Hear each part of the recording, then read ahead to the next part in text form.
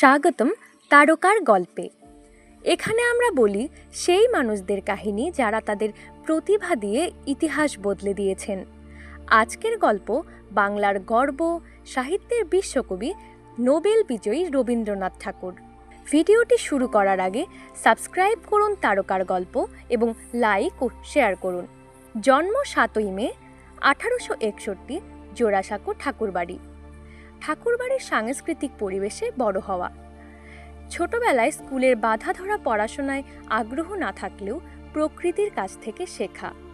রবীন্দ্রনাথ বলতেন, প্রকৃতি আমার প্রথম শিক্ষক। সাহিত্যের সূচনা। অল্প বয়সেই কবিতা লেখা শুরু। 1878 সালে প্রথম কাব্যগ্রন্থ প্রকাশ।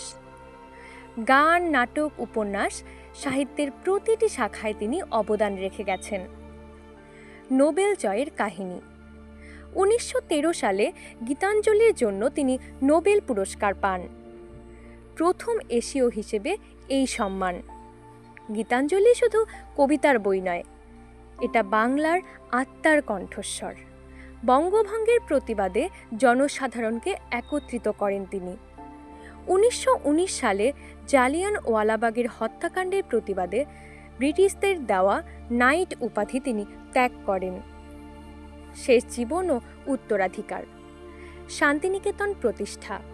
1941 সালে প্রয়াণ। আজও তার গান, কবিতা, চিন্তা বাংলার সংস্কৃতির অঙ্গ। এটাই ছিল রবীন্দ্রনাথ ঠাকুরের জীবনী, যিনি শুধু একজন কবি নন, ছিলেন এক যুগের চেতনা। যদি ভিডিওটি আপনাদের ভালো লেগে থাকে তবে এখনই তারকার গল্প সাবস্ক্রাইব করুন এবং লাইক ও শেয়ার করুন। পরের এপিসোডে আসছে আরও একজন কিংবদন্তির গল্প।